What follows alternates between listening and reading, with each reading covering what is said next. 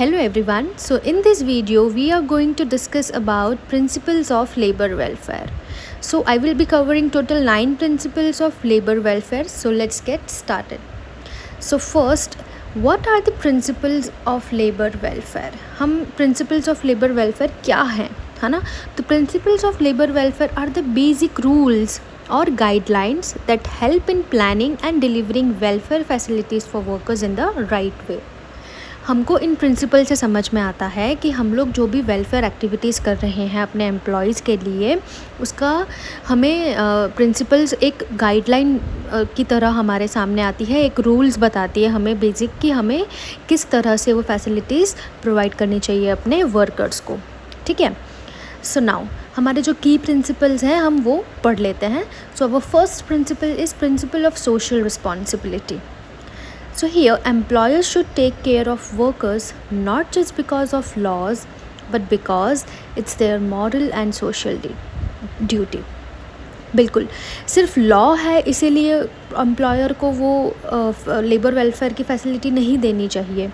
उसे अपने जो वर्कर्स हैं उनका ख्याल इसीलिए रखना चाहिए क्योंकि वो उसकी एक मॉरल और सोशल ड्यूटी है ना.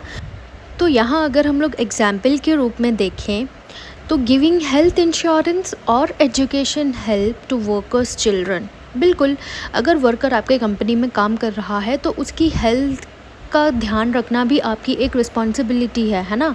तो आपको उसे प्रॉपर हेल्थ इंश्योरेंस देना चाहिए. अगर उसके बच्चे हैं तो उसके बच्चों के लिए आपको कुछ एजुकेशनल हेल्प देनी चाहिए, कुछ फैसिलिटीज़ ऐसी देनी चाहिए जिससे वो उनको फ़ायदा मिले, है ना. तो ये फर्स्ट प्रिंसिपल हमारा यही बोलता है कि एम्प्लॉयर्स की ये एक सोशल रिस्पॉन्सिबिलिटी है. ठीक है. Now let's move on the next principle. So next is principle of democratic values. So here what is that?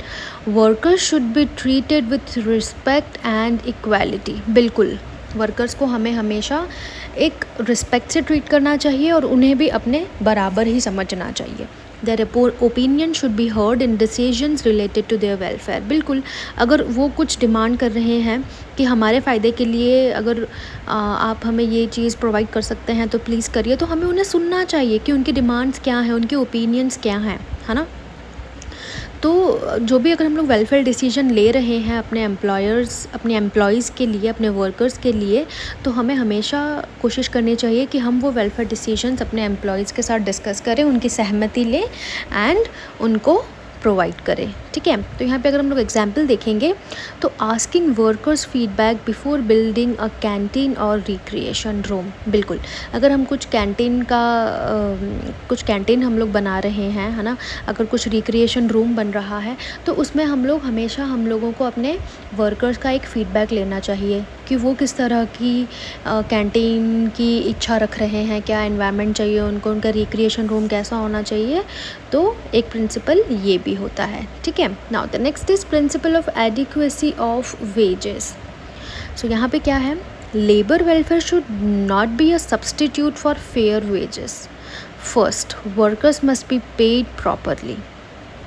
सो यहाँ पर इस प्रिंसिपल का क्या मतलब है कि ऐसे नहीं होना चाहिए कि आपने बहुत सी फैसिलिटीज़ दे दी हैं लेकिन जो उसको एक फ़ेयर वेज मिलना चाहिए, जो डिसाइडेड है कि उसको इतना अमाउंट मिलना ही चाहिए अपने काम के रिटर्न में. तो अगर आप वो उतना पैसा नहीं दे रहे हो उसको, ठीक है, आप पैसा कम दे रहे हो लेकिन फैसिलिटीज़ ज़्यादा दे रहे हो, तो वो भी नहीं होना चाहिए. तो सबसे पहले उसको जो एक फ़ेयर वेज मिलना चाहिए, सैलरी मिलनी चाहिए, वो आपको देनी है. ठीक है. तो अगर इसी चीज़ पे हम इसका एग्जाम्पल देखना चाहें तो एग्जाम्पल में होगा गिविंग बोनस और insurance is good but fair salary is the base. बिल्कुल सबसे पहले तो आपको उसकी जो एक फ़ेयर सैलरी जो उसको मिलनी चाहिए आपको पहले तो वो देनी है. उसके बाद आप उसको बोनस दे सकते हो, है ना, एज अ वेलफेयर, या तो आप उसके लिए कुछ एक अच्छा सा इंश्योरेंस प्लान कर सकते हो. तो ये सारी चीज़ें सेकेंडरी है बट प्राइमरीली आपको उसकी सैलरी के साथ बिल्कुल भी कोई कॉम्प्रोमाइज़ नहीं करना है. ठीक है. Now the next principle is principle of efficiency.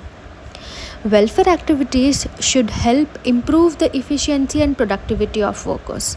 बिल्कुल जो भी आप वेलफेयर एक्टिविटीज़ वर्कर के लिए कर रहे हैं तो उससे क्या होगा कि वर्कर का जो परफॉर्मेंस है उसमें हमेशा उसको एक इफ़िशियंसी दिखनी चाहिए, है ना। इससे क्या होगा, वर्कर और कंपनी दोनों का ही बेनिफिट होगा, है ना, क्योंकि वर्कर की एफिशिएंसी बढ़ेगी तो प्रोडक्टिविटी भी बढ़ेगी, ठीक है, और प्रोडक्टिविटी बढ़ेगी तो डेफिनेटली जो आपकी कंपनी है उसको फ़ायदा होगा। तो यहाँ पे एग्जाम्पल के तौर पे अगर हम लोग देखें तो गिविंग न्यूट्रिशियस फूड और रेस्टरूम्स सो वर्कर्स कैन वर्क बेटर। बिल्कुल, जब भी आप थोड़ा सा उनको ब्रेक दे रहे हैं या जब उनका लंच ब्रेक है या एट्सेट्रा जो भी है, खाने की चीज़ें अगर आप उनको प्रोवाइड कर रहे हैं तो try to give them nutritious food, है ना। उनको रेस्ट रूम्स की फैसिलिटीज़ भी आपको एक साफ़ सुथरा रेस्ट रूम होना चाहिए, राइट। तो इससे क्या होगा कि वर्कर को एक अच्छी फीलिंग आएगी और वो अच्छे से काम भी कर पाएंगे, ठीक है। Now the next principle is principle of timeliness. Welfare should B planned and provided at the right time, not just after problems arise. बिल्कुल, अगर आप कोई भी उनको फैसिलिटी देना चाह रहे हैं तो आपको वो हमेशा एक इस तरह से प्लान करनी चाहिए कि वो फैसिलिटी उस पर्टिकुलर वर्कर्स को टाइमली मिले। ये नहीं कि कोई प्रॉब्लम खड़ी हो गई कंपनी में, उसके बाद आप उनको कुछ ना कुछ ऐसे लालच देकर कोई वेलफेयर एक्टिविटी आपने प्लान कर ली and then you are providing those things. So वो चीज़ बिल्कुल भी सही नहीं है। आपको ये चीज़ें पहले से ही प्लान करनी पड़ेंगी और राइट टाइम पे वो प्रोवाइड करनी होंगी, ठीक है। तो यहाँ पे एग्जांपल है providing safety gear before accidents happen. बिल्कुल, अगर आपका कुछ प्रोडक्शन यूनिट है और वहाँ पे अगर चांसेस हैं कि कुछ एक्सीडेंट हो सकता है तो आपको एम्प्लॉयज़ को प्रायरली सेफ्टी गियर्स प्रोवाइड करने चाहिए, जिससे कि एक्सीडेंट होने की संभावना कम हो जाए, ठीक है। Now the next is principle of integration with development. So labour welfare should be a part of overall employ development, not just limited to basic facilities, ठीक है। तो वेलफेयर में सिर्फ आपको बेसिक फैसिलिटीज़ नहीं देनी है, ठीक है, इसमें हमको एम्प्लॉय के डेवलपमेंट का भी ध्यान रखना है कि उसका ओवरऑल डेवलपमेंट हम लोग कैसे कर सकते हैं। तो उसके साथ लेबर वेलफेयर एक्टिविटी अगर लिंक होगी तो वो और ज़्यादा सपोर्टिव और ज़्यादा लाइक बेनिफिशियल होगी for both the parties, that is employees as well as the company. तो यहाँ पे अगर हम लोग एग्जाम्पल के तौर पर देखें तो along with housing also giving training and career support.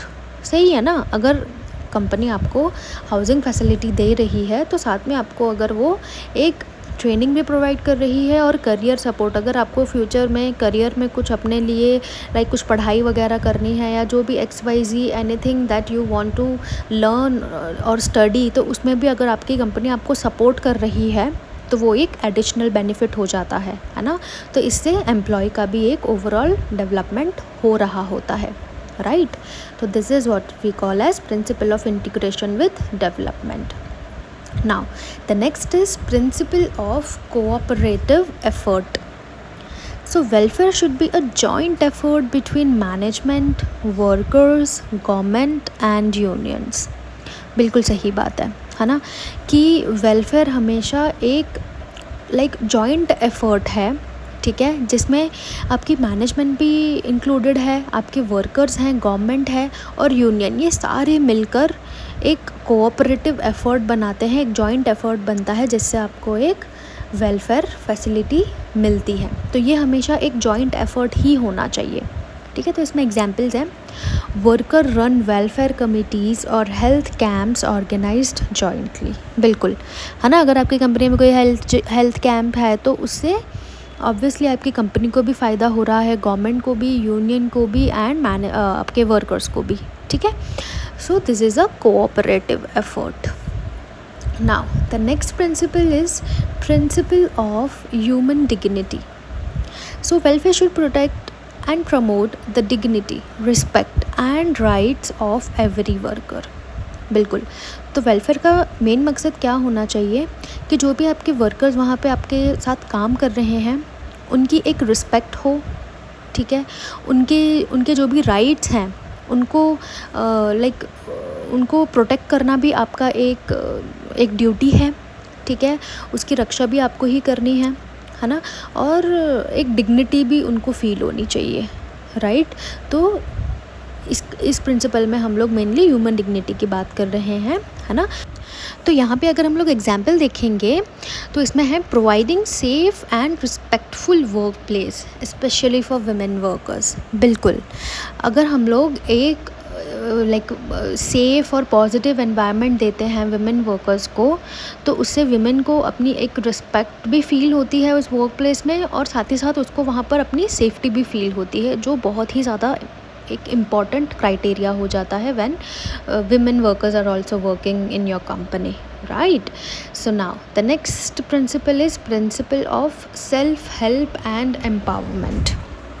So यहाँ पे क्या है, welfare should encourage workers to become self reliant and confident. तो वेलफेयर ऐसी होनी चाहिए जिससे वर्कर्स अपने लाइक उनको एक खुद में कॉन्फिडेंस भी लगे और वो खुद पे ही डिपेंड हो, है ना, उनको किसी और पे रिलाय ना करना पड़े। ठीक है, तो this principle mainly focuses on empowerment and self help. तो इसमें एग्जांपल्स में हम लोग क्या देख सकते हैं कि आप वर्कर्स को कुछ ट्रेनिंग प्रोग्राम्स दे सकते हो, दैन फाइनेंशियली लिटरेसी वर्कशॉप्स उनके लिए कंडक्ट करवा सकते हो, right. So these all are the main principles of labour welfare. तो हमें अगर हमें इसे कंक्लूड करना है तो हम कैसे कर सकते हैं, that these principles help us provide welfare that is useful, timely, respectful and fair. It benefits both workers and the organisation, दोनों का इसमें फ़ायदा होता है ना। तो सही समय पर उनको वेलफेयर मिलना चाहिए, ठीक है, वो दोनों के लिए फ़ायदेमंद होना चाहिए, वर्कर्स के लिए भी और कंपनी के लिए भी, ठीक है। So this was all about this video. I hope आपको थोड़ा अच्छे से इसकी थोड़ी बहुत क्लैरिटी मिल गई होगी प्रिंसिपल्स ऑफ लेबर वेलफेयर की। हम आने वाले वीडियोस में और चीज़ें भी डिस्कस करेंगे on the labour welfare topic. So आप मेरे चैनल को ज़रूर सब्सक्राइब कर लीजिए and all the very best for examination and I will see you in my next video.